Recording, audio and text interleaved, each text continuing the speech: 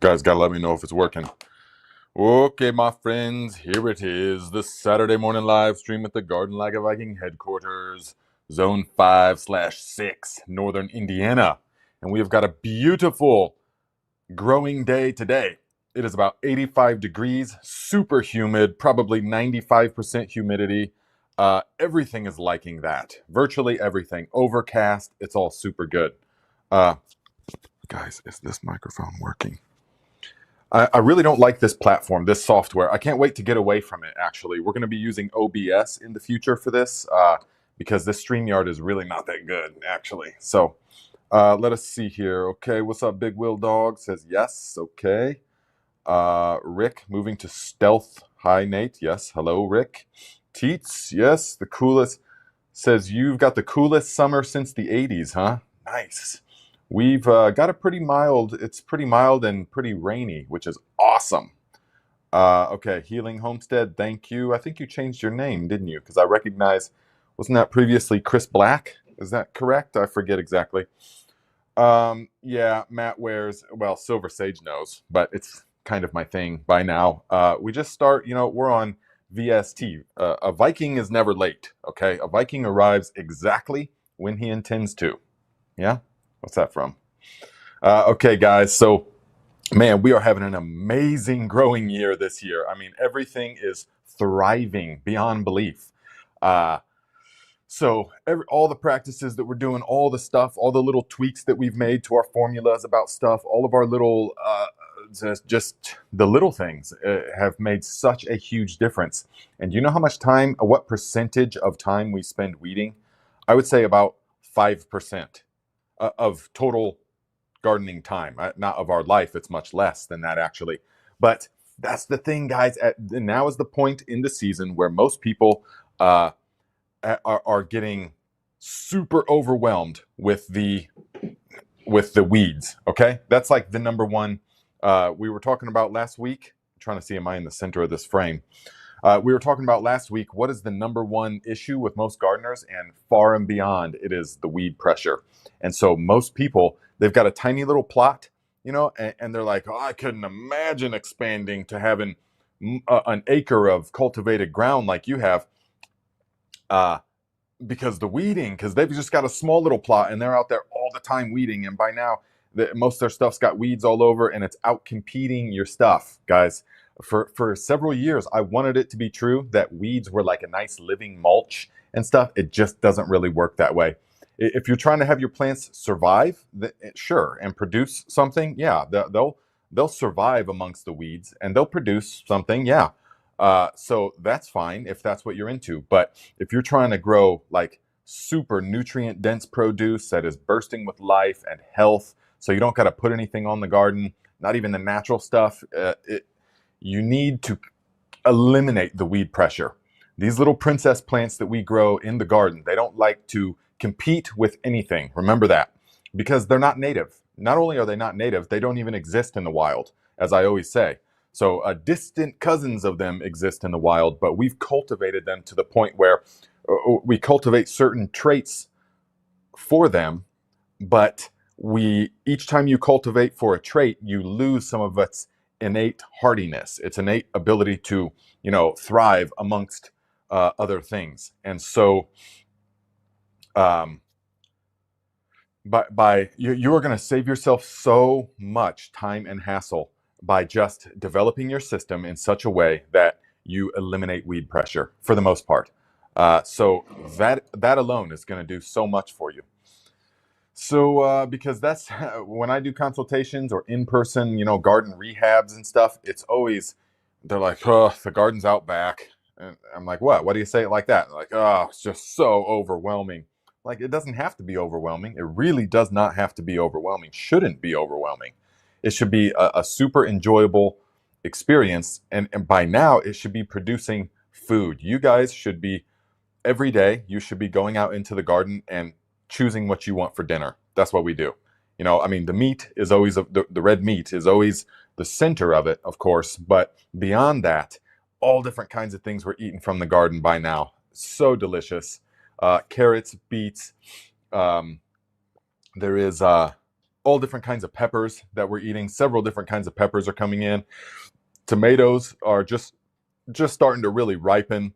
Um, Onions on the grill, whole heads of garlic on the grill. Oh my gosh, guys, it's just awesome. It's a great time of year. Okay, so if you're not experiencing that, then you should be, and you can be, by following all the principles and the practices laid out on this channel. Yes. So yes, what's up, Taylor Reindl, Eddie Lyles, Perleth? Yes. Hello, my friends. Donald Hughes says it was hard to throw 15 tomato plants away, but let 10 volunteers come out. Yeah, and as you guys know, most of you, the volunteers are usually much stronger, hardier. Yeah, it's definitely true with flowers. That's for sure. Let me close this window real quick. Guys, it's just, I don't know if you can see this. Okay, let me just see if you guys can see. Hopefully you can, okay? Check it out. So we're going to go back here. I'm going to do a video. Well, this mulberry tree comes up sometimes in the summer, but look at that, guys. Just super bursting with life. Tons of food out there, tons of food. And that is why we do it. That is what it's all about, really. For me, it's all about eating the stuff. So many people that I talk to love growing the stuff, but then they're like, but then I don't know what to do with it. So what kind of recipes do you have and stuff?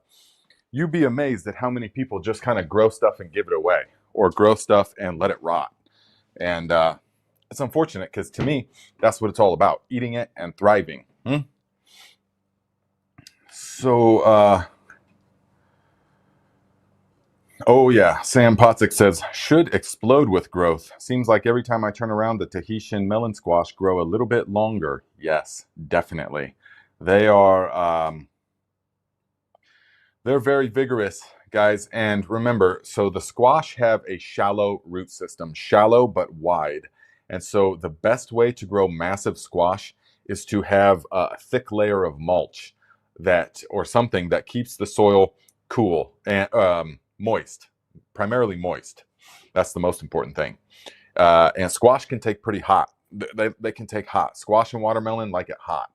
But if you can, the craziest squash plants I ever had was when I was doing the garden at the temple, and it was the Ruth Stout, where I was just doing hay as mulch, not straw, no, hay, because my uncle, one of my other uncles, who is a farmer, an industrial ag farmer, he had like 30 of those huge round bales of hay that was spoiled, and he was like, hey, you can have them all. So I was like, all right, well. And he would load them up for me. So I would drive out there with the truck and the trailer, and then I would get one bale on the truck, one bale on the trailer. That was all I could get. And I'd drive them over to the garden and stuff, and I'd start rolling them out. This is all me, by myself. This is long before I started the channel and all that. And I was rolling them out and just had like several feet of straw, or of hay. And that all, matted down over the couple of months, and then I just cleared a hole and planted the squash in there. I put one shovel load of horse manure, of pretty much pure horse manure with bedding, composted. I put 1 or 2 shovel loads in that little hole, and then I planted the squash seeds. And these squash were absolutely Jurassic. I mean, I had the Tahitian melon squash, I had butternut squash, I had honey nut squash, acorn squash, which are real small but still good, and Jarradale squash, the big sort of slate colored pumpkins that are very good. They're not pumpkins really, they're a squash. And I'm telling you guys, those Tahitian melon squash vines were like this thick, and the leaves were just massive. The vines were like 30 feet. I couldn't believe it. Granted, we had a good year. We had a good year with lots of rain. That's very important.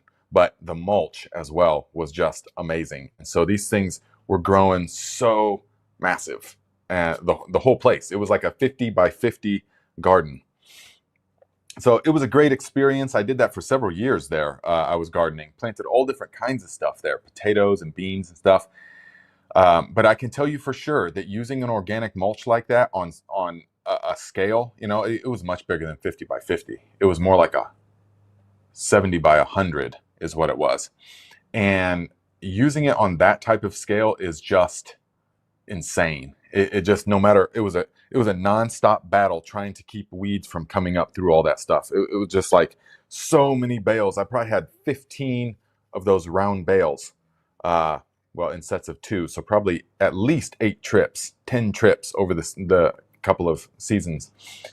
And no matter what, at the end of the year, boom, it would be composted down. And so at the end of the 3 years of me having a massive garden there was like a ½ inch of compost on top of rock hard clay soil. That's basically what happened from all of that, you know, because it just takes so much organic matter. Like, wow.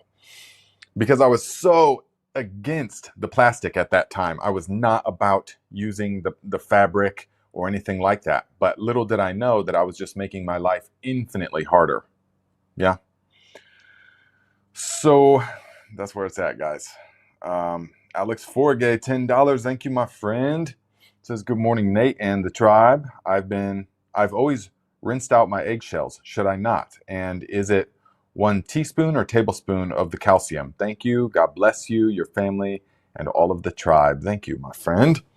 And okay, rinsing out the eggshells is fine if you want to. It's kind of a lot of work, and it actually doesn't get everything out of there. But remember this, when we're making the calcium solution, the reason that we roast them, it's not for more calcium absorption. That's a chemical process that is going to happen no matter what.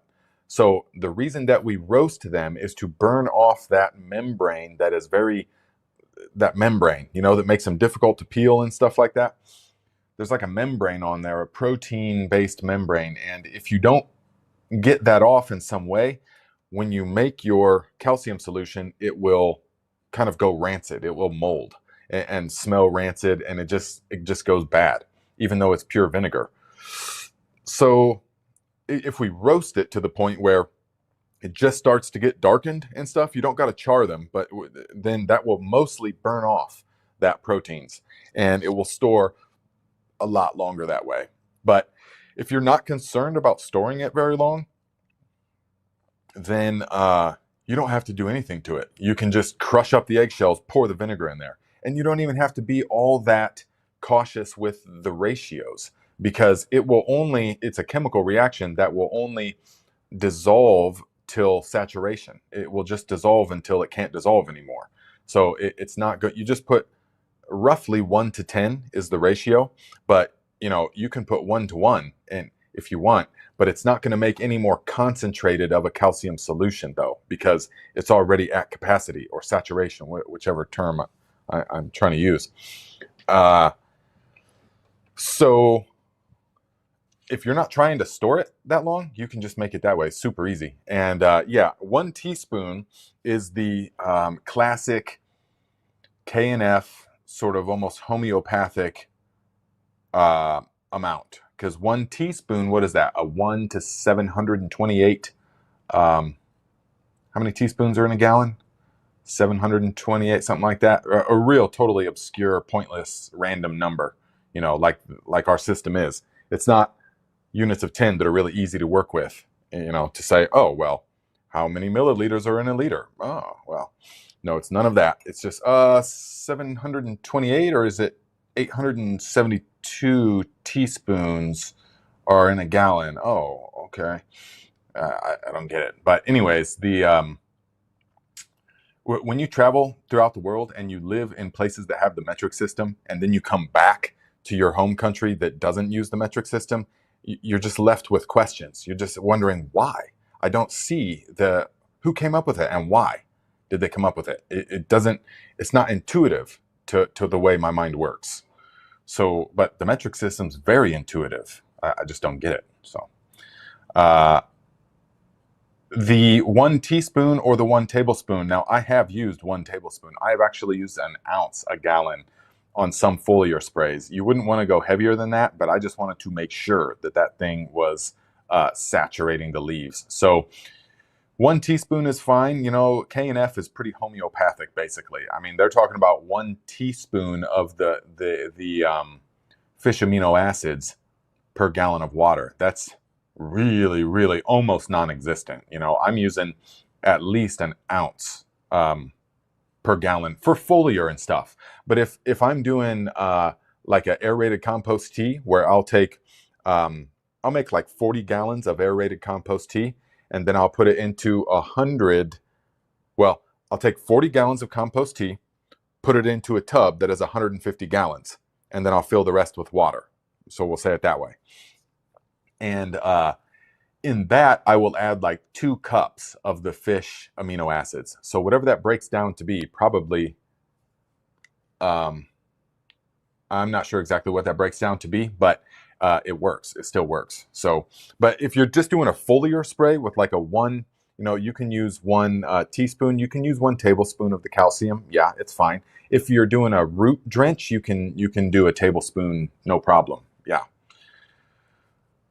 Definitely test it first. Yeah, because vinegar can definitely be used as a weed killer, and I have used it as a weed killer several times. But the thing is, you have to use pretty much pure vinegar, and you want to put salt with it and stuff, and you want to use it on the sunny day, yada yada. The second blood moon of the 3rd season, and do it standing upside down. So there's all of that. So I hope that answers the question. Eddie Lyle says, my harvest is rotting right now. Not by choice. Had a health setback. Ooh, unfortunate, my friend, but we wish you the best speedy recovery and good health. Good health. Because guys, man, what is more important than health? If you don't have the health, you don't really have much, right? And we know this.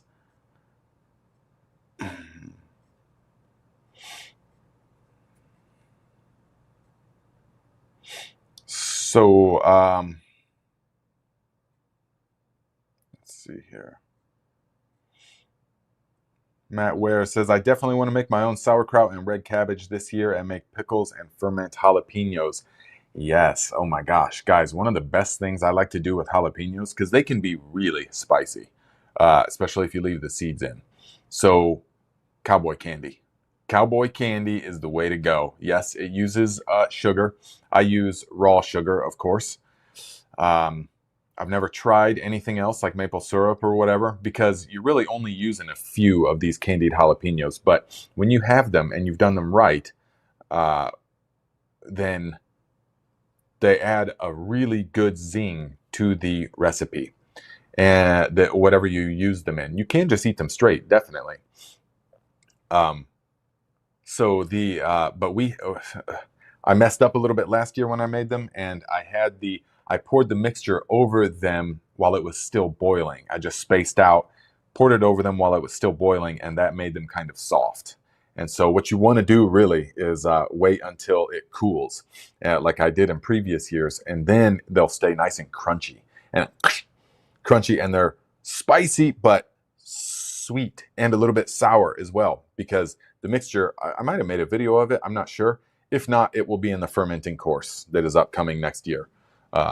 So yes, it will be in the courses. Everything will be in the courses, so don't worry. But the cowboy candy uses apple cider vinegar and raw sugar and allspice, cloves, ginger, and a little bit of turmeric, and you boil it all together until it reduces quite a bit. Use like 2 cups of the vinegar, 2-3 cups of the vinegar, and you boil it till it reduces. But you add like it's a ratio. Then once it all cools, you pour it over the sliced jalapenos in like a liter mason jar, and let them, after about 2 to 3 weeks, everything is amazing, super delicious.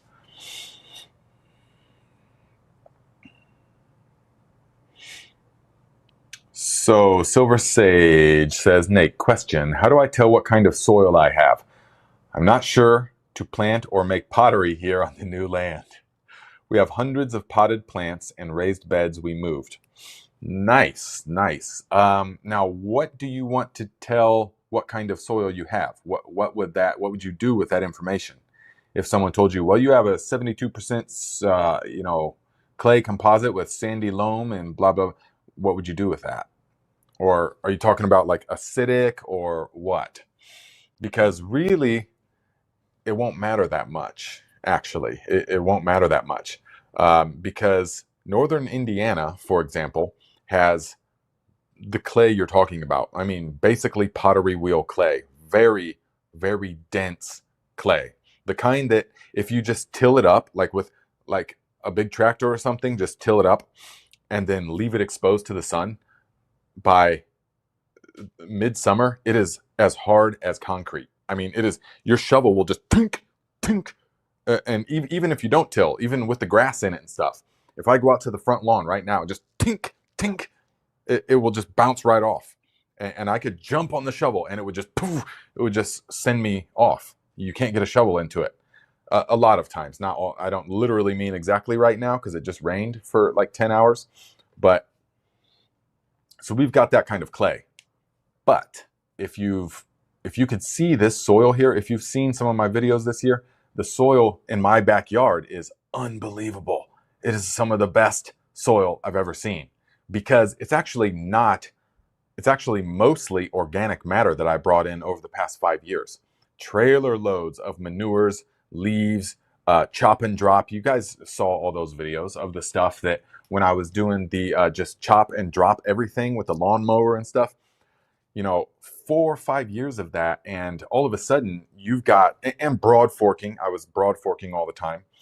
4 or 5 years of that, and you've got like a lot of organic matter.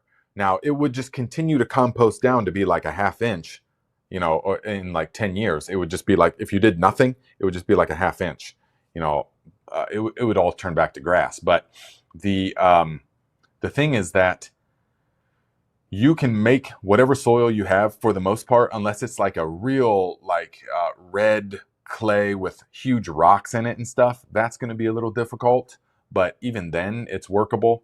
So the big thing is that you can make whatever soil you got, if you start right now, big amounts of organic matter. That's the key.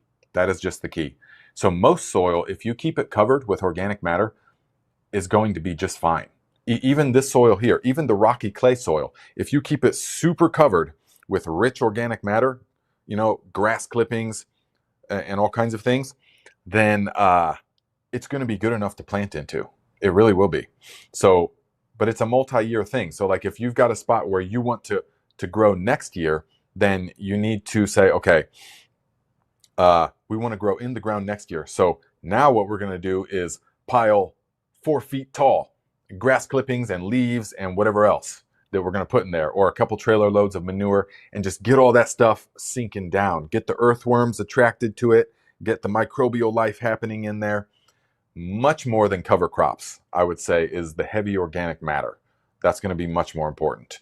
And then after there's some of that in there, then you could do a season or two of green manures. Green manures, if you have access to a tiller, is, in my opinion and experience, the finest way to whip soil into shape, because it gets that stuff in there, and you're growing all that vegetation. You're growing all that. So use a clover of some kind. Use some. I did several years of winter rye here, and all that stuff is wonderful for the soil. So with rare exceptions, even contrary to popular belief, with rare exceptions though,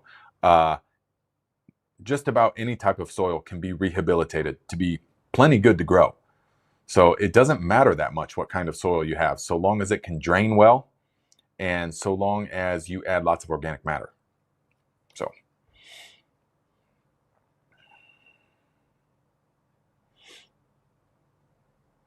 I know, I see Brian and Val talking about Miss the Thrive channel. I know, so do I. So do I, actually. It's just, man, the way that I am, guys, I become so focused on something that, and I've just learned that if you don't go all in on something, like a big thing, it's never going to happen. It's like the famous saying, someday never comes, You know, what's that line from, I think, John Fogerty? You better learn it fast, you better learn it young. That someday never comes. Yeah. And that stuck with me always. And so that was sort of part of the reason why I was like, you know what?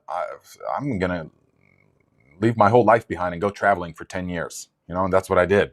And all different kinds of things. But now it's like, okay, well, I need to focus all of my time and effort on building our course empire, building the online education portal, building the business.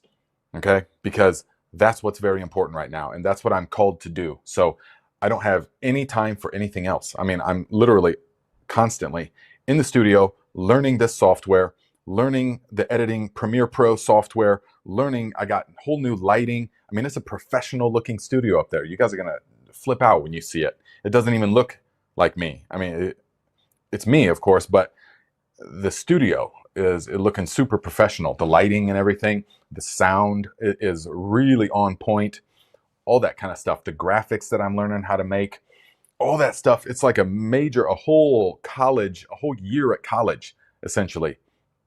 And so imagine someone that's really busy at college. They don't have, if they're really focused, they don't have time for anything else. And so that's pretty much where I'm at. And that is why I'm not making any content. I'm not doing anything else. I'll always do the Saturday live stream. But other than that, we are so laser focused on our goals coming up that everything else just has to take a backseat ride. So, but it will all start again, of course. It comes in waves, you know. Once these milestones are achieved, once these goals are accomplished, then okay, bam, now that will be set up. Yeah, I did a similar thing when I made the website for the fertilizer. I mean, you guys, it might be easy for you guys, but for me, coming from a life not knowing technology and stuff, to make a website and link up everything and learn how to do all the designing on the website and stuff. No code writing, not to that level, but still, even still, it's unbelievably deep. That took me weeks and weeks of focused efforts, like, man. And then it finally came and I was like, wow. And then the fertilizers sold like immediately. They all sold out and the money was going into the account. It was all working. It was like, wow, it was amazing. And so then it's like, okay, well, that's accomplished. Now it works. Now, when I'm ready for more fertilizers, all I do is just turn it on, and it all works. So it's a similar way with all of this. It's not forever, but it's for a couple months for sure. So that's where I've been. That's what we're doing. Yeah.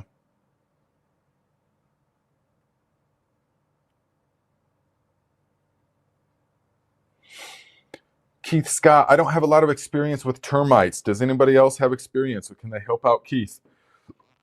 I don't have a lot of experience with termites. Gary Smith, $35. Thank you, my friend, for the consistent contribution. Says, thanks for all you do. You are very welcome. I hope that your garden is thriving. I hope that those sweet potatoes recovered. Definitely. They should have, for sure. Sweet potatoes are in the morning glory family, so they should have recovered good. But I hope you have a good harvest. Also, there was another one. Nancy D. Wall, $10, says, have a good day. Thank you very much for the consistent contribution, Nancy. I appreciate you. Yes, thank you guys. I miss making content. I really do. But you just have to focus on things in life. Otherwise, nothing will ever get done. And otherwise, it'll be 10 years from now, and I'll be like, well, someday I'm going to make these courses. Someday I'm going to make a lot of money, or someday I'm going to get the land. And it'll be 10 years go by. You know, that's how it happens. And you look back and you go, oh, well, it's just been a dream, a pipe dream for all that time. So I've learned you just have to buckle down and put the blinders on and say, okay, everything else just has to wait because I got to do this mission, and then stay focused and make that your only mission. And then you can accomplish amazing things. This is what I have found.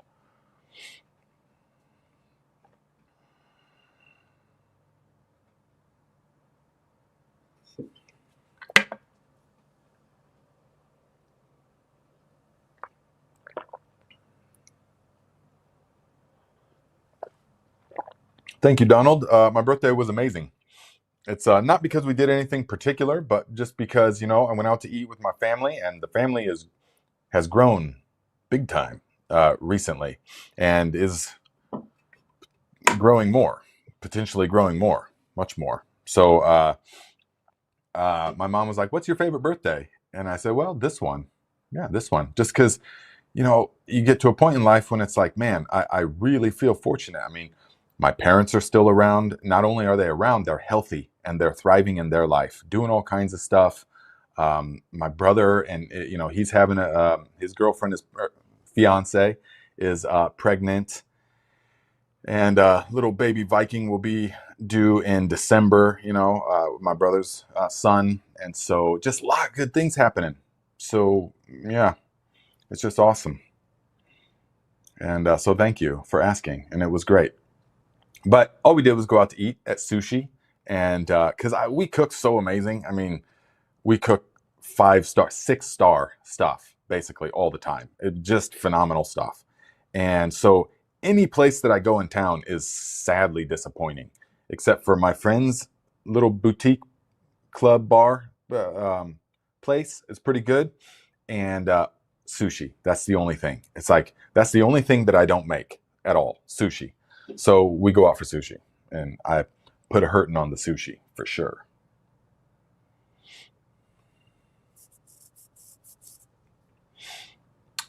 Pear says USA is producing less food than they eat now. Random fact. Yes, interesting. Guys, the food system is so globalized. Most people have no concept that the United States. Can you believe this? We export soybeans to China and then import for our consumption soybeans from Brazil. Yeah, because you make more money. China pays a higher tag, and you can import for less. So it just makes sense, even though there's thousands of miles in between all of this and massive civilization level engineering needs done to do all of this. But hey, it's business. So it's just numbers, supply and demand. In a sane world, the soybeans that or whatever crops we see out here would be pretty much for around here. But the thing is, we don't even really grow food anymore. I mean, we do, but it's corn, wheat, and soybeans, and genetically modified corn and soybeans. So much of it. So it's not like, when was the last time you saw a massive cabbage farm or a massive tomato farm or anything like that? You see them on the coast, of course, but in the heartland, of it's just oceans of GMO, genetically modified stuff, and just corn and soybeans and wheat, and that's it. And some potato farming, definitely. Not around here, though, even. It's just, and then you'll see tiny little fruit places with like a U-pick blueberries and stuff, but that's nothing compared to like the massive consumption of everything. No, everything has to come. Guys, last time we were at Costco, I was blown away by the prices of everything. Not everything, but certain things have shot through the roof. More than during COVID, more than ever before. $13 for a tiny little thing of kiwis. They were literally $2 a piece, just under $2 a piece for the little kiwis. And it was like, oh my goodness. The Kerrygold butter, which has always been my favorite butter, shot up like $2 just in the past couple weeks. And now it's $17 and change for 2 pounds of it. And it was $11 just like a year ago, 2 years ago. So it's just gone through the roof. So many, and the fats, guys, the coconut oil is now $20. Just a couple years ago, it was $11.99. I still have receipts to because I'm always up on this. I'm always up on the prices because there's all kinds of political things happening and nothing ever really changes except that the prices of everything always just keep going up. That does happen. Everything just keeps climbing up. Yeah. It's pretty wild. Gold and silver, sky high right now. Silver almost $40 an ounce, guys. Gold $3,300, $3,400 an ounce. It's crazy. It's crazy. But remember, a lot of people are like, yeah, I want gold to go to 10,000 because I got 20 ounces of it or 100 ounces of it.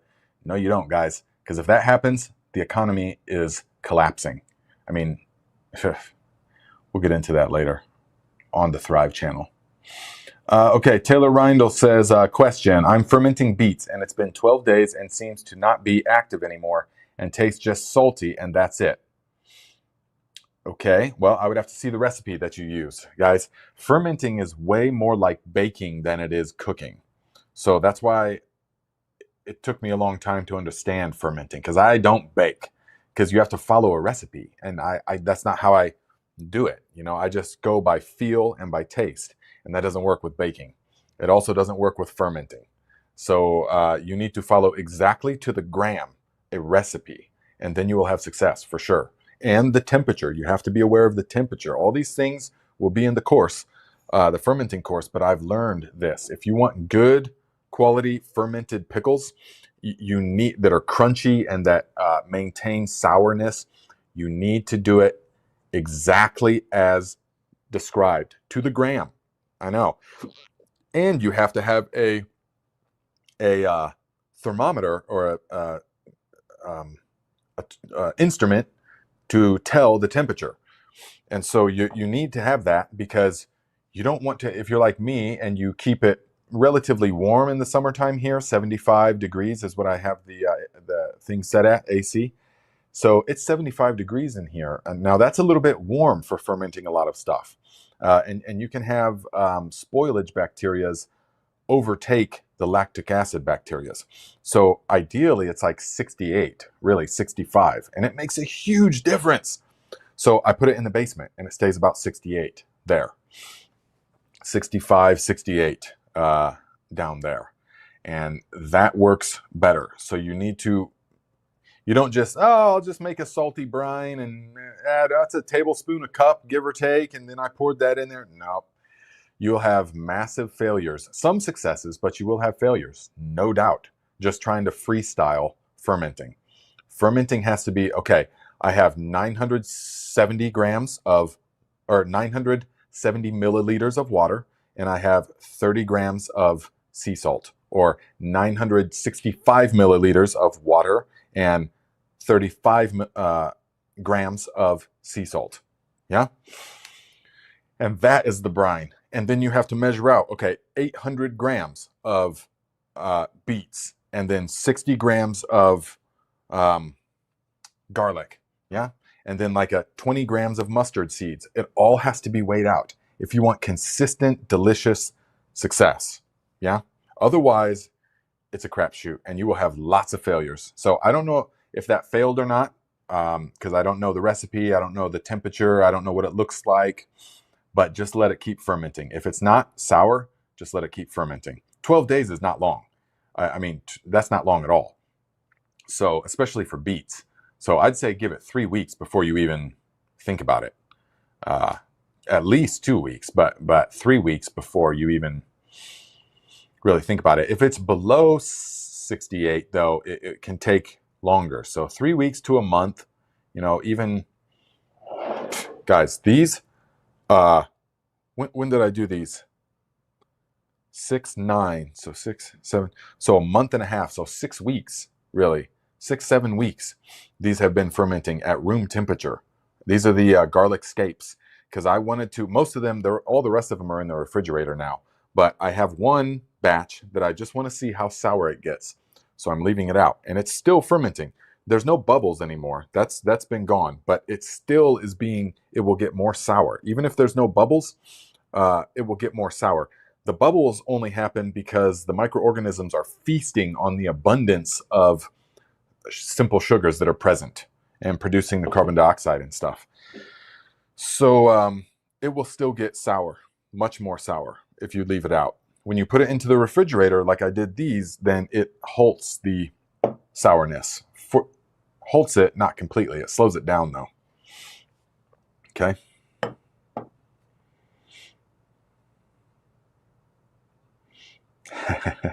Look to Nature says, I need to stay out of Tractor Supply. The people know me and tell me when they have ducks. Then I own more ducks. Yeah, you're definitely the duck guy, aren't you? Yeah, I look forward to getting the land. We'll have chickens, maybe some ducks, probably, just because I like duck eggs a lot. But the chickens, oh, I can't wait. And the whole entire thing is going to be focused around the fact that we will not buy feed for any of our animals, period. Everything has to come from the land. And so we will keep the flock size appropriate. We will have one hog at a time, maybe two hogs occasionally. The hog really, because we had all this stuff in Northern California, and the hog really is what closes the waste loop on a homestead. The hog is really what takes the waste matter, the scraps and all this, and turns it back into rich proteins and fats. Yeah. And so hog is super valuable to have. A pastured hog, definitely. You can feed it anything. You can feed it dead chickens. You can feed it anything. It will eat anything.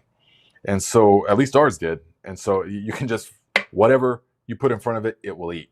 And so that is a really useful thing when you're trying to have a closed loop system. But as far as the food though, absolutely not in any universe will we be the type of homestead that gets way more chickens or cows or whatever than we can handle and then has to bring in pallets of pelletized feed. I know it's convenient, but to me that just defeats the purpose. That's my opinion.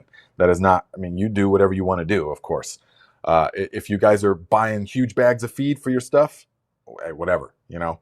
But me, I want to display the system that I have seen working throughout the world. I've never physically done it myself, though. So we will see this new thing. But when you travel through Asia and stuff, they're not buying feed for anything. All of it comes from the land, all of it. And so so we will see. That will be really cool. We will keep you guys, we will show you guys all that stuff, you know, when we start doing that kind of stuff, the homesteading channel, that will all be part of it, you know. And we're going to grow, for the chickens, we're going to grow Tahitian melon squash, sweet potatoes. The sweet potato vines are wonderful. We're going to have black soldier fly larvae, composters. There's going to be, you know, winter rye and wheats are really good for them. We're going to do all that. It's going to be so awesome. Can't wait. But like I've been saying, there just comes a point when you have to, you know, stop dreaming about it and do it. Do the thing that will bring it about. And so we've got plenty of vision. We've been visioneering for long enough. We know exactly what is coming, but we have to get there. And in order to get there, you need the money, of course. Without that, nothing is going to happen. So that's our mission. Okay, Look to Nature says, slug problems are a duck deficiency. Now, are you trying to say that you could let your ducks go in the garden? Because I just don't see that being possible. I mean, I get irritated because the robins destroy stuff and the sparrows are super destructive. But the duck is so precise that it's going to see slugs on a plant and it's just going to just nibble just the slug and not just wham, the whole plant. You know, that doesn't, I don't, because I've had chickens in the garden in California and they destroy everything. I mean, destroy the garden. They not, so are ducks totally different? I don't have that kind of experience. If they are, that would be really cool. Or do you mean you have to let them go in the off season to curtail them? That might be what you mean. Alex Forgay, $5 more. Thank you, my friend. Says, I'm not roasting and I'm powderizing them now. Oh, in my NutriBullet, doing it that way, being it's easier and quicker, which I'm all for. Yes, definitely. Yeah, you can, but honestly, man, you could eliminate the step of powderizing them. I know it seems like it would be more effective. The reason I don't powderize them is because when I did in the beginning, that powder will clog. I mean, it is hard to filter out that powder because some of it will get super fine. And so that would clog the emitters of my spraying units and stuff. So that's why I don't clog it. And so long as I don't powderize it. So long as you add enough eggshells, it's not going to matter. I know it's like, oh, well, it will dissolve better, but that's not really how, it doesn't really work that way. If you have plenty of eggshells, that surface area is enough. It's not going to matter. So long as the reaction stops. So long as you do it to the point where the reaction stops, it's saturated. It's pretty awesome. It's pretty awesome. So, but if you like powdering it, that's fine. But all you have to do is just take the eggshells and pour the vinegar on them, really. And I will be making a video on that, not on YouTube anymore, but for the courses. I'll be making, because I've answered thousands of questions about the calcium solution over the past 3-4 years. And I know where everyone's having the issues, and I know what questions everyone's having. So I'm going to redo all the fertilizer videos for the courses with all of that updated knowledge, all that to simplify it.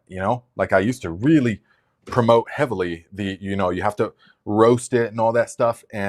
But then I come to the understanding over the years of experimenting and stuff, it's not necessary. It's not necessary. Neither is powdering it. It will still function, because I learned, I really researched deeply the science behind why it works. And so long as that reaction stops, it's saturated. So that's what matters. So Teets, $5. Thank you, my friend. Says, my wine caps are thriving. Oh, nice. Have you posted some pictures to the Discord? Please do. And when did you inoculate? Now, your area is really good for mushrooms. Northern California is like a huge network of mycelium.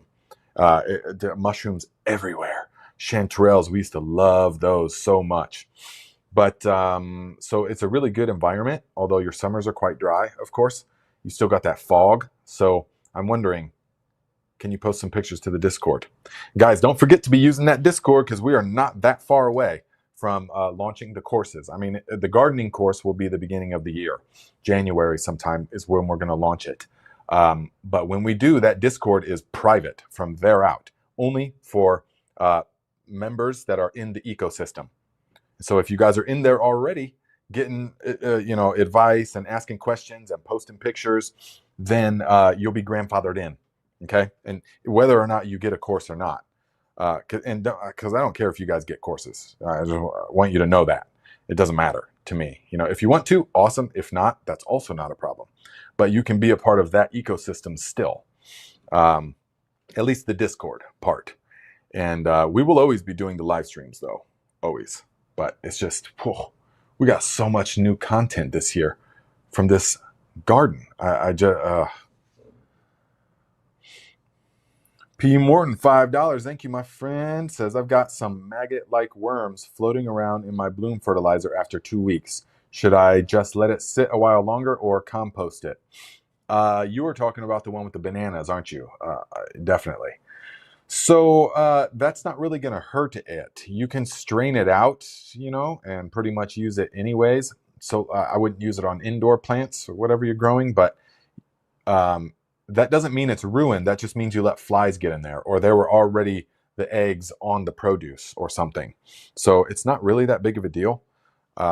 Maggots are just a fact of life. I mean, that's how you'll be decomposed. That's how we all already have the microorganisms and stuff in us that could decompose us. Even if you put us in a hermetically sealed container, we could decompose, from what is inside of us already. It's amazing. So you don't really need to worry about that. I mean, it happened to me a couple of times, but just soil drench with it. You could just take that and soil drench with it. A far superior, and I'll just be honest with you, a far superior bloom fertilizer is the guano one. Definitely, which I'm going to be taking that video down soon.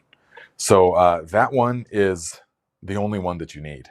It's much more expensive though, that's for sure. But it's the only one you need as far as blooming. It's just so powerful and has so many different highly desirable attributes, such as the chitin in the guano, bat guano, the particular types of things that are in it that bolster the fungal activity and feed. Oh, it's wonderful. I could go deep into it, but you can soil drench with it.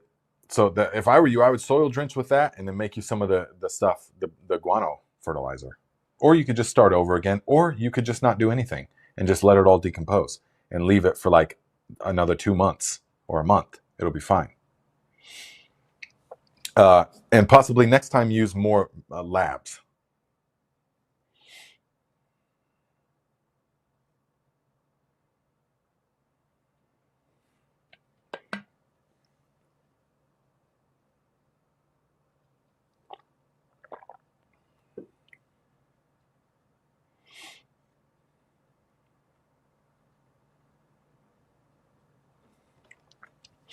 Matt says he just got a book called Insane in the Brine. Let me check that out real quick. Sorry, guys, but I gotta, when I see a book that I need to check out, I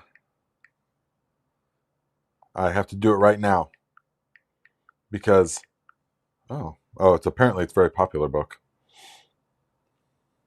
Is this the guy that is Hugh Richards' guy? Hugh Richards, let's see here. Oh, nice. Yeah, we'll check it out. Yeah, definitely. We'll check it out. Thank you.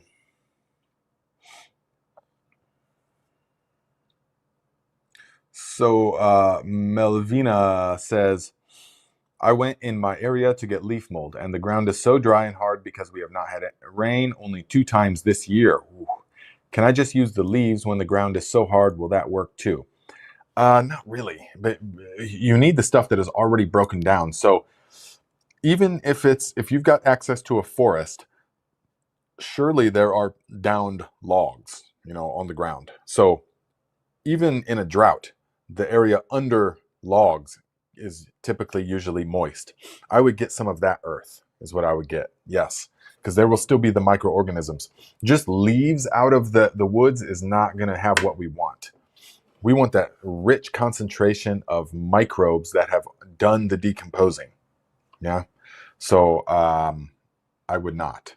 I would not use that as my inoculant for the brews. No.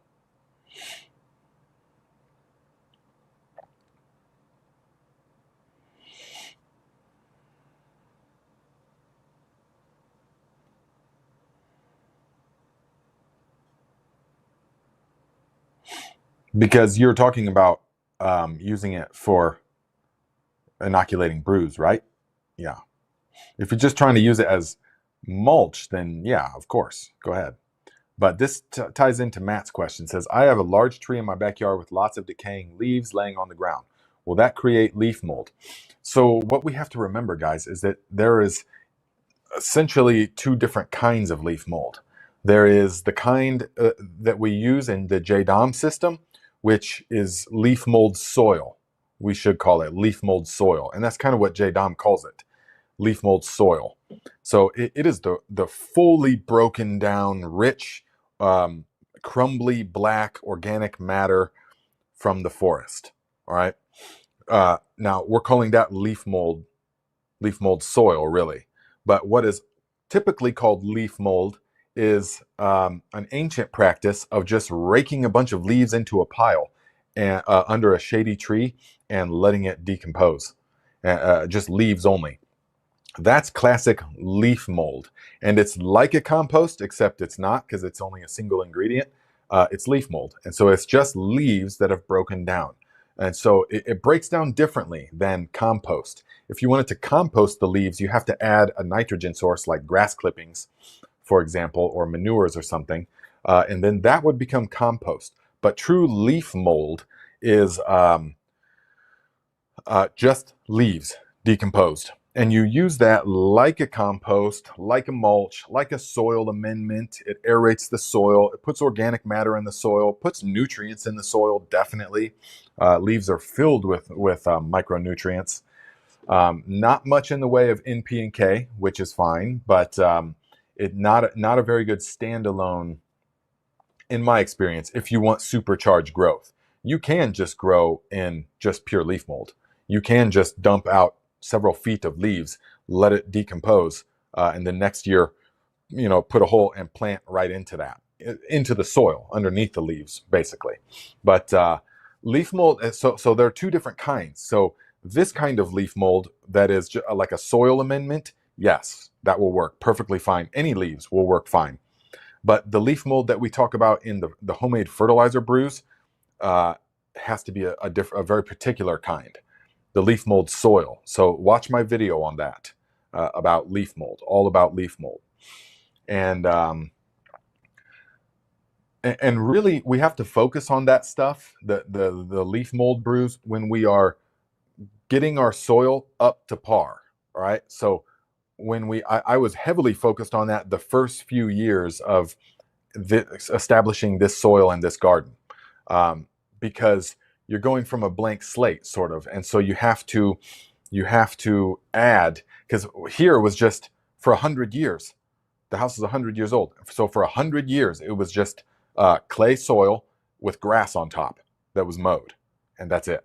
And so very little in the way of real nutrition and stuff. And so, and microbial life and diversity of microbial life, all that stuff. And so I did many things that brought in the indigenous microorganisms from the forest.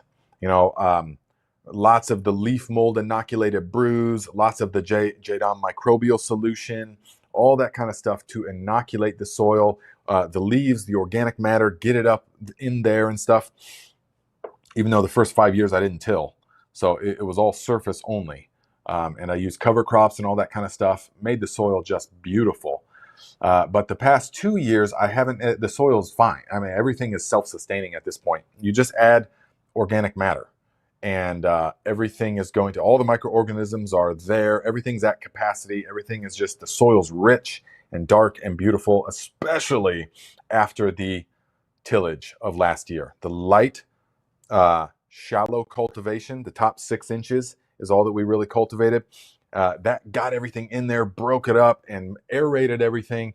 Guys, you couldn't imagine how good the soil is now. And you really don't have to do much. After that, I'm not adding any Jadam microbial brews, occasional aerated compost teas, and occasional foliars with the guano fertilizers. That's all that's really needed once you get it up to par. But the thing is, most people's gardens are nowhere near up to par. So we have to do all those practices.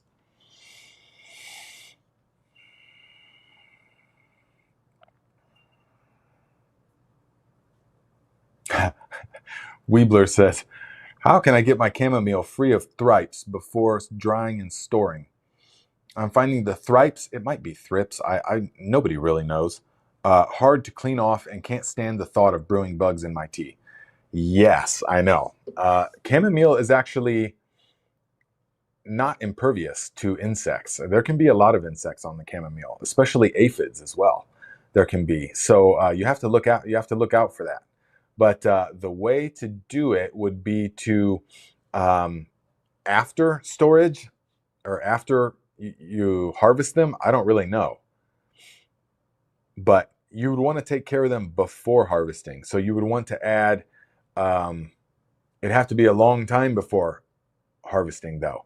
So you'd want to add, do like an ultimate slug solution. Yeah. And then have a couple of weeks go by and several waterings go by to make sure it's all completely off before you would harvest and dry it, you know? So after you've harvested it, you're just going to kind of have to deal with it. You're just going to have to make tea like a Viking and not worry if there's little petally insects in your tea. It all just is part of the flavor and part of the nutrients. So that's my suggestion. Make tea like a Viking. Busy girl, what's up, my friend? Says, is the clay full of minerals? Absolutely. Absolutely. Most clay soil has more minerals than sandy loam. Clay soil has like more minerals than compost, but they're typically locked up and inaccessible because poor drainage and poor microbial life. So if you get those things happening right, if your soil's on point, if you do the practices like we talked about in this live stream, then your clay soil will have lots of minerals in it.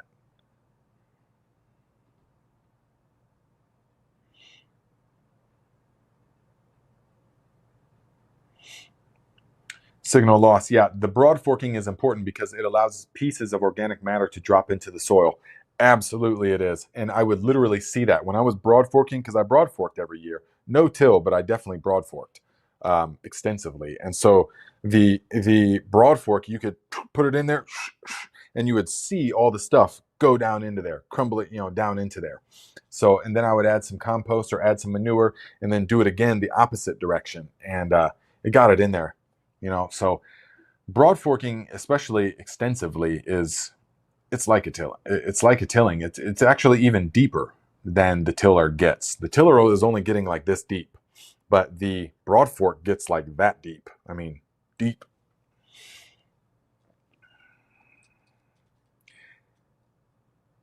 Yeah. Look to Nature says, when do you think you'll be throwing down the tree knowledge? A tour of Viking North. Pretty soon we'll be doing the Viking North plot. Now the tree knowledge, we're still we are still learning ourselves with the tree. And so I can't give any more than my experience with it. I can't be giving, here's what you should do. I can't, that will be several years down the road when I'll be able to say any of that stuff, with confidence, which is the only way I would say anything. And so I will not, but a tour, yeah, because the Viking North is looking good. Oh my gosh, so much going on, so many and we're using all of that for the courses. And so there's a fabric garden there that we started just this year. It's like 50 by 50 something, and we eliminated the grass and covered it and put the plants in there, put the fence around it. We videoed all that stuff. I mean, a simple method, and it is just producing tons of glass gem corn. It's probably as tall as me now, the glass gem corn. And then several different types of watermelons, like 24 Roma tomato plants, a bunch of peppers, bunch of sweet potatoes, all that stuff. And then in the other tart plot, we've got several rows of beans. We've got the rattlesnake beans. We've also got this new Appalachian, well, it's actually an heirloom, so it's very old, but it's from this, I think I showed you guys one time, from this company that does heirloom Appalachian greasy grit beans, yeah, like that. We've got a couple of those rattlesnake, diamondback rattlesnake long beans growing. I haven't looked at them recently. I don't know how they're doing, but we will see. So we will have all of that stuff will be in a tour. Yeah.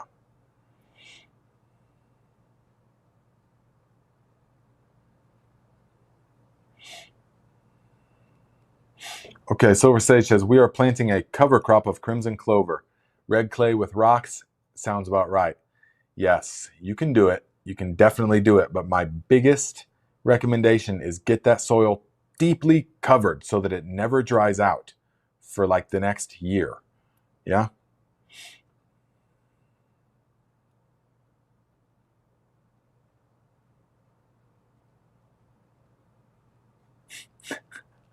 Midwest Gatherer says, to Nate's point about the clay, I live an hour east of Nate with identical soil. My daughter and I just made primitive earthenware bowls and mugs from some clay I dug up while doing my deck. Yes, that's not an exaggeration. I fully believe that. So an hour east, then you'd be in Ohio somewhere. So yeah, same, basically identical soil. And they just made some clay pottery with it. And when I say, guys, some of our soil is almost ready to be thrown on the pottery wheel, it's not really an exaggeration. So there's a different kind of clay. Like when you go down to Tennessee and those areas, it's a red clay, which is different, really, really powdery. It's just a different kind of clay. Sticks, I mean, it still sticks to all your stuff, and it still functions similar, but it's a different type of clay, definitely. So it powders more. It doesn't turn into like chunks of concrete like our clay here does. But when it's wet, it's a mess.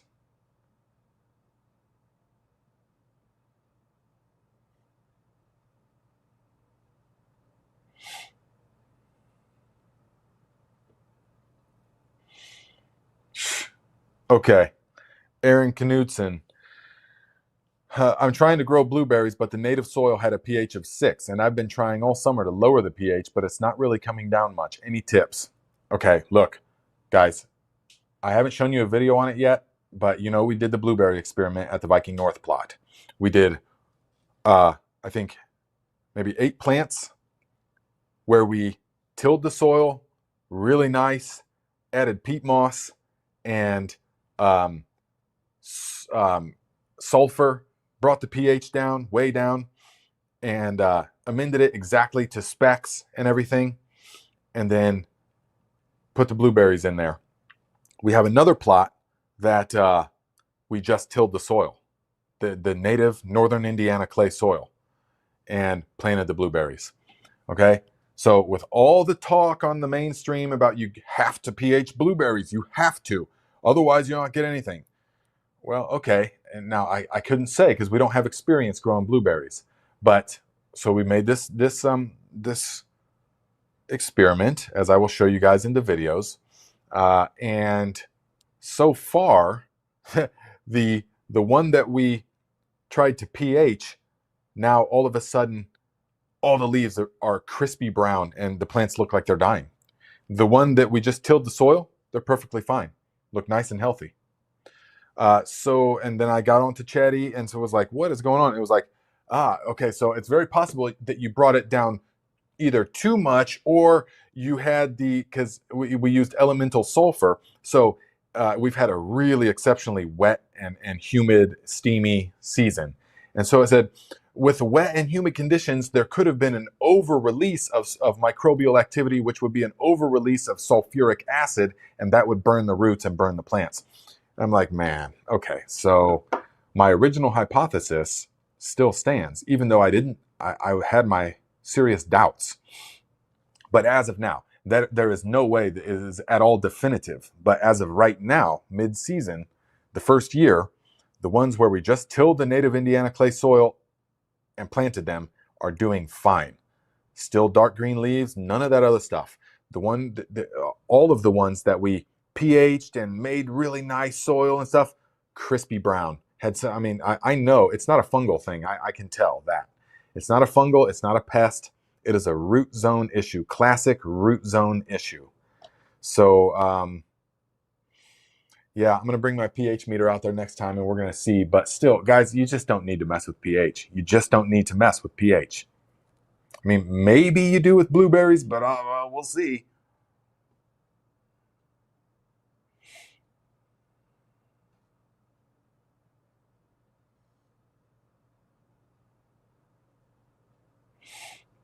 Good, Sam. Still practicing Thrive. Definitely. I hope you guys are still practicing, because then when we come back to it in the fall time, really, then it's going to be like, oh, wow. You will realize how much you've advanced. Yeah.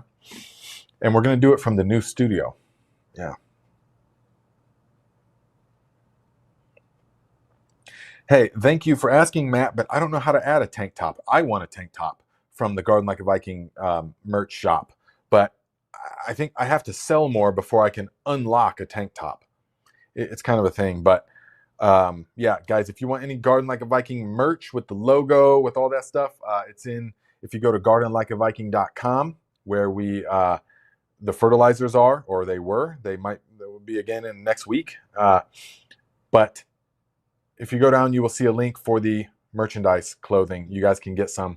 And we'll be doing contests and stuff once the courses are launched, and that is the ecosystem. Then we're going to do some kind of really cool thing. Probably giving away fertilizers, buckets of the fertilizers is probably what we'll give away. Maybe we'll be giving away next year. We'll be giving away some of the Viking garlic, huh? Which reminds me to show you guys. Okay, look, this is what I'm talking about, and this is what you learn over years of doing it, and you learn what you like. And so I learned that, okay, 1 second. Silver Sage says, Nate, I really appreciate it. We aren't even unpacked yet, and I'm thinking/working my garden for next year. Okay, awesome. Then you have a great opportunity. Get that organic matter in there. Whatever you got to do, get that organic matter piled up. And that's what I would do. Even more important than cover crops is having a thick layer of organic matter that doesn't dry out, that it will start attracting the worms, it will attract the microorganisms, all that kind of stuff. And it will nourish the soil. So that is what I would do.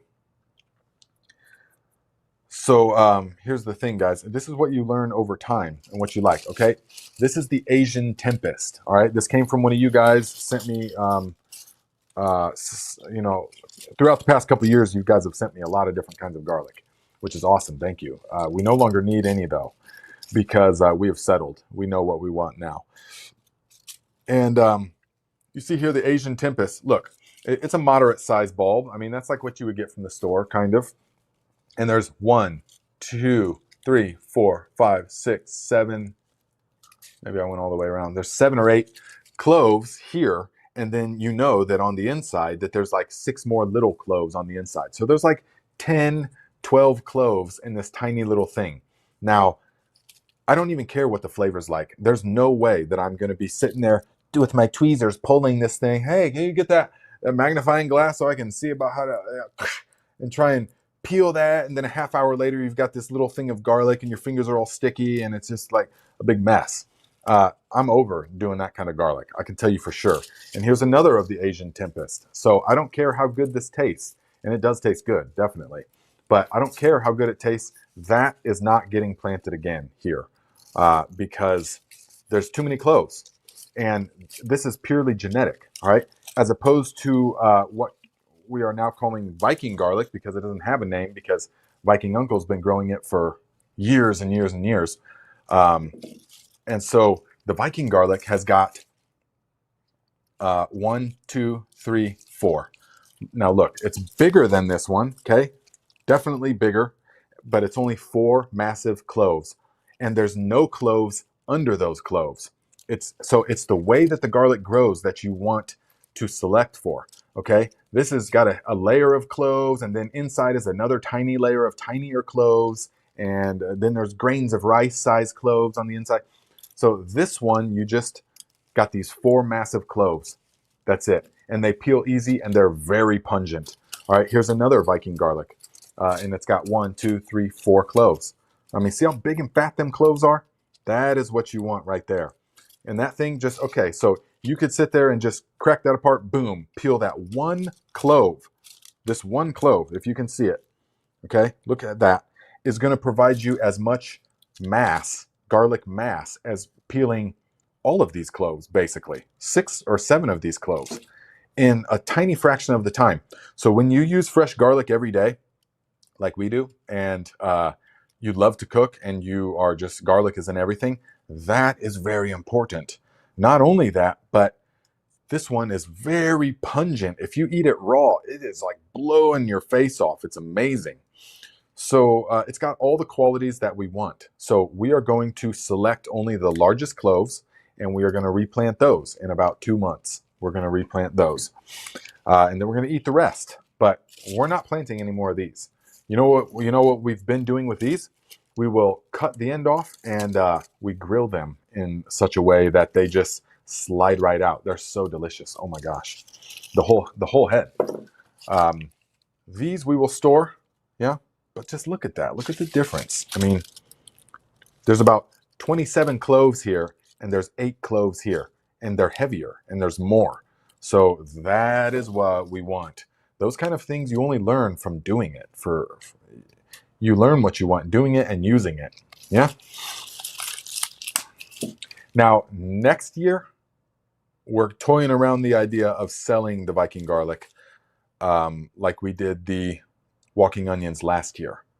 But that's going to sell out quick. So I will let you guys know when that happens, if you want it. If not, no big deal. But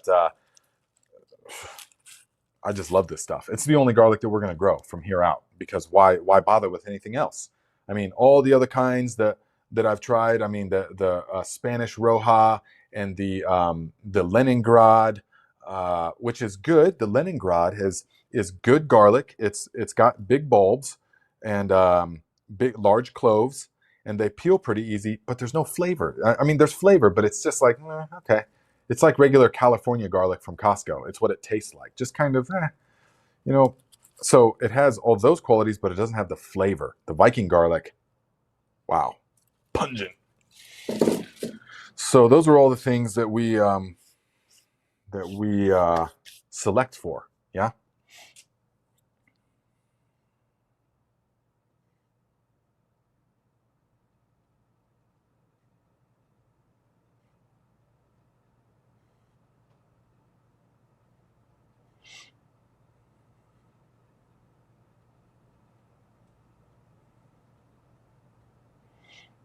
Yes, Pam says, I'm still practicing the Thrive practices every morning, but still missing the Thrive tribe. Definitely, don't worry, guys. Just keep practicing yourself, and we will reconvene, and we'll be doing it every week again over the winter.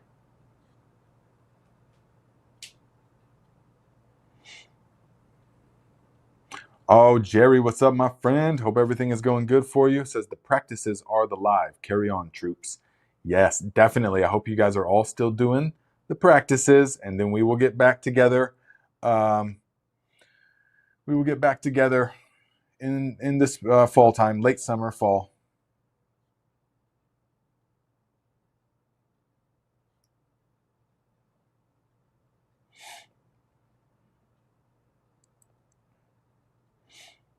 Let's see here.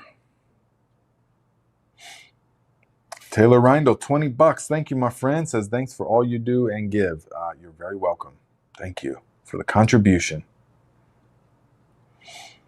Thank you also, Barbara, $5. Says I'm really looking forward to your classes. Nice.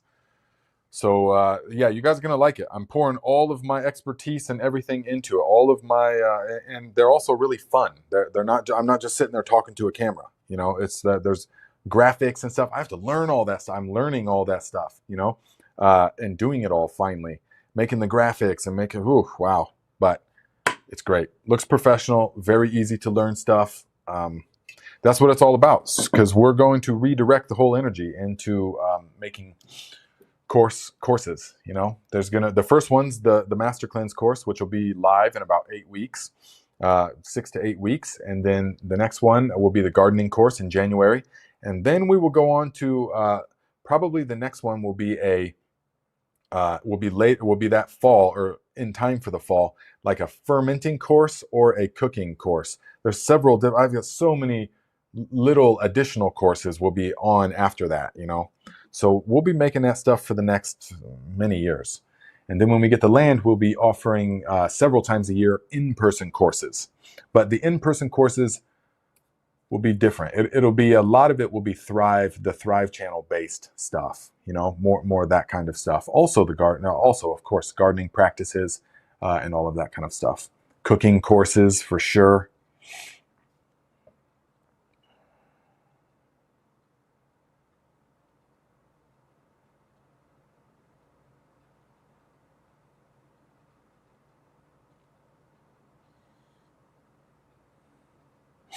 Shawnee Grow says, question, what adjustments are you thinking about for next season or even the fall garden? Um, man, I've got it dialed in. Oh, I can tell you for sure the adjustment is that I'm going to take my own advice and not start too early. Well, it's that I was getting, the seasons were totally not like what I remember them and normal and stuff. So it was just super warm early in the spring and did it all the way into summer and bone dry. So this year we had like a really late spring. It was really cool into the summer even. So I put a lot more stress on myself than was necessary by starting too early. And everything is bolted. The celery bolted, the parsley bolted, but thankfully we replanted. The celery we're going to pull up and put komatsuna down instead, but we're going to make bone broth with it. A lot of the onions bolted because it was just so cold. Even though I planted everything at normal time, it was just too cold. So I will wait. I will just wait longer next year. Also, I learned this year that the patty pans do not like to be pruned. So in years past, I planted the patty pan squash and just let them run wild. And they get massive. And they produce boatloads of patty pans. So the patty pan began growing massive and producing boatloads. But then it started creeping into started getting so big that it was smothering out the yod fa. And so I was cutting it back. And every time I would cut one, the very next day, there'd be another massive leaf there. I'd cut it again, cut it again. So I pruned it too much, and the plant is just not happy. It's just like, okay, we'll just forget it then. So it's, I pruned it too much. It doesn't like it. So that's a lesson learned, definitely. And for the fall garden, I mean, really, I've got the system pretty much down. I'm not, there'll be minor adjustments, but not a lot. Guys, my hillbilly tomato right now is taller than the one that I grew up, the T-post. It's sticking 3 feet above the T-post. I mean, it's taller than I can reach. So it's at least 7 feet, 8 feet. It's probably like 8 feet right now. Starting to produce big tomato. This is going to be the year of tomatoes because the brandy wine is that I let sprawl. So we've got a Cherokee purple in a cage, massive, bursting out the top of the cage, just unbelievably robust and humongous tomato plants. Same with the hillbilly tomato in the cage right there. And then we've got a hillbilly up a single lead. And then we've got a super sweet 100, which I'm not impressed with this year because they're cracking. I'm growing them at 3 different places, and each place they're cracking like crazy. So it's nothing I'm doing in particular. It's just they're not a crack-resistant variety. Although I do like the flavor, but they're just every single tomato on the plant right now is cracked, which is not very good. Tegan was out there yesterday and went to pick one. It's all mushy and that's not what you want. As opposed to the purple bumblebee right behind it, which is super firm and delicious and massive. So we've got the purple bumblebee right behind it, but then we've got the brandywine that we just let it sprawl in the front. So we've got 3 different trellis techniques: the cage going wild, up a single lead, up a T-post, and then just sprawling on the ground. And each one of them is doing fantastic. Now the brandywine sprawling on the ground is producing, I mean, the tomatoes are super huge, and they're still rock solid. So they're not even the slightest hint of changing colors yet. But we've eaten many hillbillies and several Cherokees already. But the brandywine is not even remotely close to turning, but they are huge. But at the Viking North plot, it's part of one of the things on the courses that I talk about granular fertilizers, and I show you guys about granular fertilizers, how to use them, what are the best ones for the money, and what is the simplest way if you've got no access to manures, if you've got no access to anything else, but the simplest, best bagged fertilizer combo from the store that is the cheapest and most economical. That's what we used on this tomato plot. And so all the videos for the courses are full season videos. So I'm filming them, throughout the season. And now they're all doing amazing, of course, really nice and robust. So there we've got a brandywine, we've got a black Krim, thanks to you guys. We've got a black Krim tomato. So I've got high hopes for that. Many of you say it's your favorite tomato ever, so we'll see. But some have said the brandywine is their favorite tomato ever. We'll see. It's very subjective. But then we've got a Better Boy that was grafted, which is doing amazing. Then we've got a watermelon beefsteak, which, like I told you guys, I've got high hopes for that because of the marketing. Watermelon and beef and steak, sign me up. So there's that, and then there's 2 hillbillies out there, and then there's one other kind. So we're going to have a lot of experiment with that. And then there's boatloads of Romas. There's probably 35 Roma plants out there.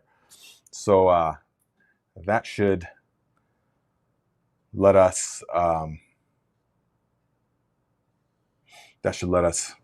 experiment around. Yeah, Jerry says game over for cheap food. Quality stays low, prices go up. Yeah, guys, how many times in your life have prices dropped dramatically? It's never going to happen. It's the whole new world that we're living in. The prices are just continuing to rise. We're all just used to it, constantly going up now, just through the roof. And the way that you can tell that it's here to stay is that gold and silver are going up as well. All through 2020, up until recently, they remained relatively unchanged. But recently they're skyrocketing. And so as far as gold and silver, which are very stable historically, very. So remember, guys, the price of gold, that does not mean that, so when I say that gold is now $3,400 an ounce, that doesn't mean that the value of gold has gone up. Nothing has changed with the gold. The amount of currency required to acquire that gold has gone up. So the purchasing power of the currency unit has gone down dramatically. That's what's happened. Nothing has changed with the gold. Remember that. So that indicates that the dollar is just losing. So you don't really want it to go up. Even if you hold gold and silver, you don't really want it to go up, guys.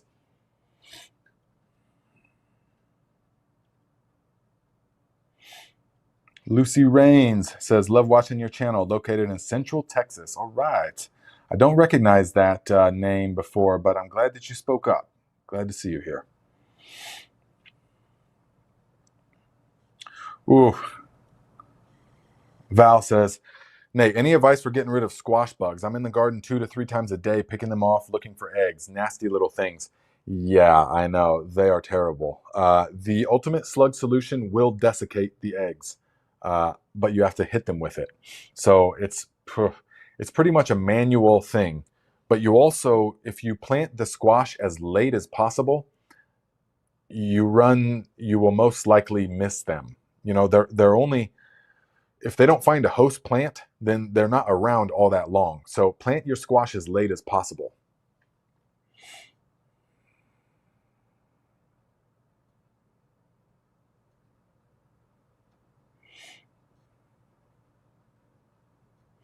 Nice. Jay Dixon says, comment, food prices are affecting my decisions to try to be more efficient at gardening, preserving, and to integrate a food forest despite tiny home space and HOA rules. Yes, very, very true and very common thought process right now. So it's all about just growing. Guys, could you imagine if every person that you knew, what if every single house was required by law? Well, not by law. I'm not about more laws. But what about if every house became inspired to grow food? And so lawns were no longer really a thing. And sorry, Big West. But lawns were no longer a thing. They said, okay, if you've got any space whatsoever, you need to be growing food. So there's free seeds, there's free classes for fertilizer, or for how to, all this kind of stuff. Every American needs to be growing food.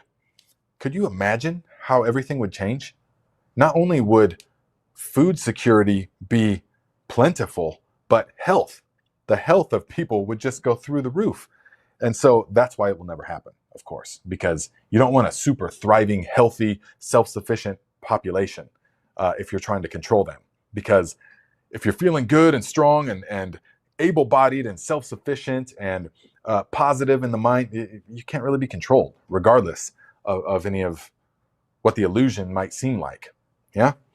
So we go deep on those kind of things in the Thrive channel. But for now, just understand that, could you imagine what that would do? If you look at a Google Earth of your home, if you are a serious gardener and you've got, like if I Google Earth my home, it's just an oasis of life and veg and flowers in an otherwise ocean of grass and nothingness, just houses and grass and big grass, big areas of just grass, So I wouldn't even call it an ocean. I would call it a desert.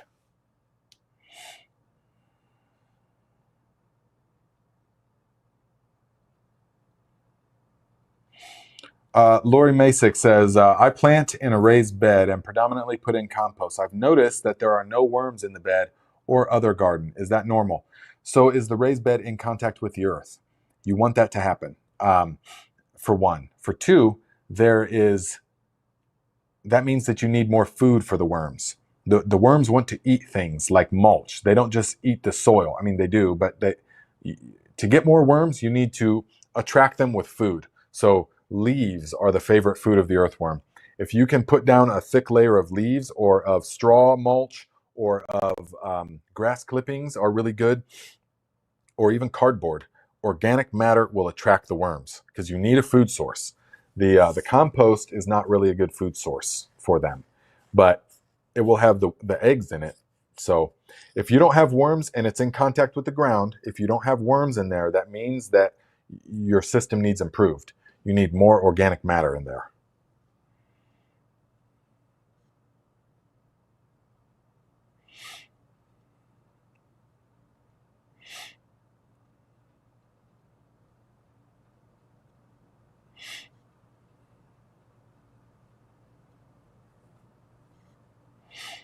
So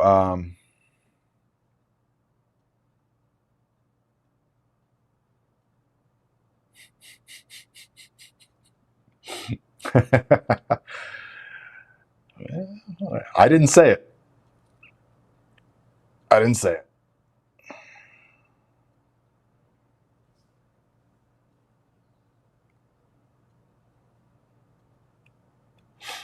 Yeah, Big Will Dog says the only issue with everybody growing food would be the amount of excess fertilizers many would use due to no knowledge of natural methods, bad for our waterways and groundwater. Oh, absolutely. Yeah, they'd be going to the store and getting Miracle Grow, which is industrial ag chemicals, and they would just dump it on their food. But I'm talking about if that were to happen, it would need to be from the ground up. It would need to be organized, and it would need to say, okay, we're going to have it has to be important to people though, so they have to be inspired to do it. But then you'd have to say, okay, community meeting in each neighborhood. There's going to be a workshop, a 2-day workshop, and we're going to deliver. We're going to offer dump trucks of topsoil or compost, from here and here, and we're going to show you guys how to do it. All right, we're going to show you how to set it up. We're going to show you how to utilize these ingredients and stuff like the cover crops and stuff like that. It definitely can be done. Definitely can be done. I mean, it has been done for thousands of years. But the thing is that in all that time, we had animals. Animals and humans and agriculture have coexisted for eons of time. And it is the animals that help to close the loop. Yeah, it's the animals. Very important. And so there would have to be animal husbandry happening. There would not be, we couldn't just have these sterile neighborhoods with codes that say, you can't have chickens because they're too loud. Too loud? What about these yippy dogs over here day and night that are barking? So there can't be that kind of stuff. You just have to remove the regulations. And if you want to get a hog, go ahead. So it would have to be very different, of course. But still, even it could work in certain ways, even without the animals.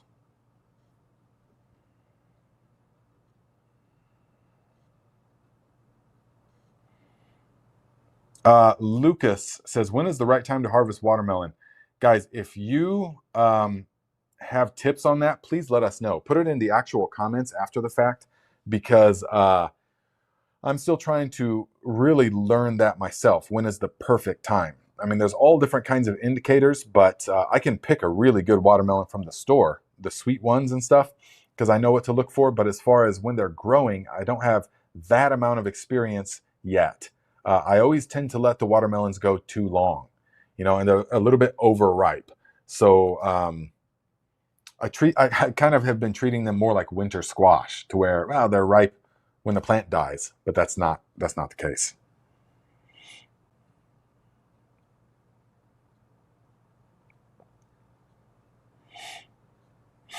Teets, $5. Thank you, my friend. Says, I use bay leaf in my ferments. I heard the enzymes help fermentation. Do you know? Is dry or fresh better? The enzymes, I don't really feel. It's the tannins. I don't know if those are enzymes or not. But bay leaf, yes, that's what I use in these. Definitely. There's a bay leaf in here somewhere. Yeah, look, see underneath there? I use a couple bay leaves, peppercorns, garlic. So I don't know if fresh or fermented is better, or dry. I don't know where you live. Well, I know where you live, but I don't know if there's not fresh bay leaves around here. We can't get fresh bay leaves. So I would say dry is fine. In all my bay leaves are like a tropical more of a thing, as far as I know. In countries like India and stuff, southern India, they have bay trees. But I don't know.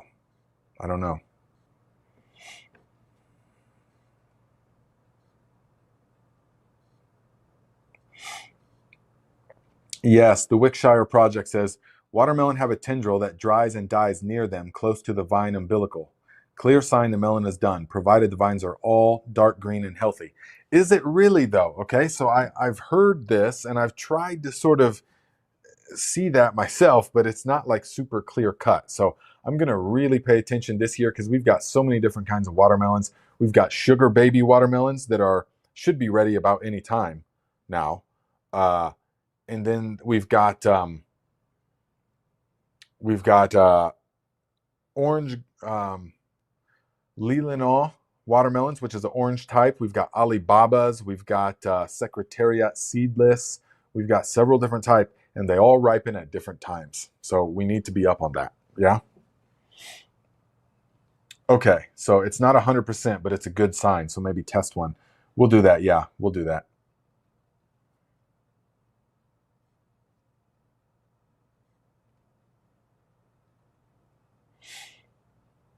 I don't know about that. That could be. Maybe they are loyal or laurel. Laurel. In the Appalachians, they're small, but in India and the Himalaya, they're huge. Yeah, that could be the thing. That could be the thing. I know that when I was in India and stuff, they had commercial harvesting, bay leaf harvesting operations. So, and I've never seen them anywhere else. So that's all I know for sure.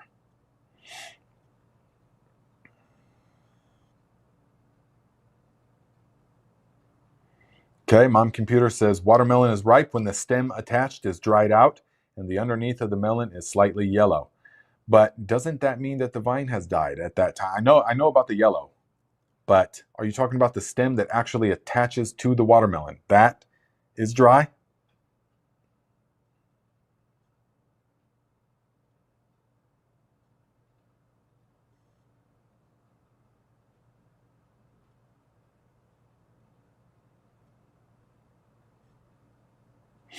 So let's see here. Yes, it is hard to determine if the watermelon is ripe. Okay, guys. Well, we are pretty much there. So if you want some stickers, I'm almost got the last batch sent out. So don't worry if you haven't gotten them yet, you will. So if you guys want some stickers, let me know. Just send me your address. In the future, I'll have it going through gardenlikeaviking.com. But for now, you just have to hit me up on Instagram, send me your address, and I will send you some stickers. Okay. St. Max, we don't actually have it for sale this year. This is going to be next year because we need to make sure that we're going to have plenty. So we are going to replant everything that we have this year. And then it will be just like the walking onions were, it will be a massive sale next year that will probably have to, well, I don't know. I mean, we'll definitely sell out of it next year, but we'll see. We'll see how we do it. But I will make sure you guys have ample. I will let you know several weeks before we make it live anyways. It'll all be through the website though. But we'll have several weeks of foresight. Awesome, Taylor. I want to see that merch. I want to see a picture of you in the merch. Donald, just last time you were complaining that you didn't get no rain. Now you're talking about turn off the rain. Every drop of rain is amazing. Okay? Every drop of rain is amazing.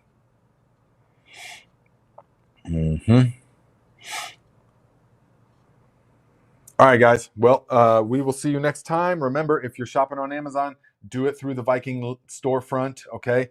Go to one of my videos, older videos. I don't think I even put them on these videos anymore, but and look at the Viking storefront. Get to Amazon through that and do all of your shopping in that browser window. We will get the credits, okay? It's better than just letting Amazon keep it all. And if you guys want mushrooms, links are in the description. If you want any of that Bootstrap Farmer stuff, links are in the description. Actually, I don't put them in the descriptions anymore, but they're in the description of the other videos, okay? So, all right, guys. Well, I will see you next time.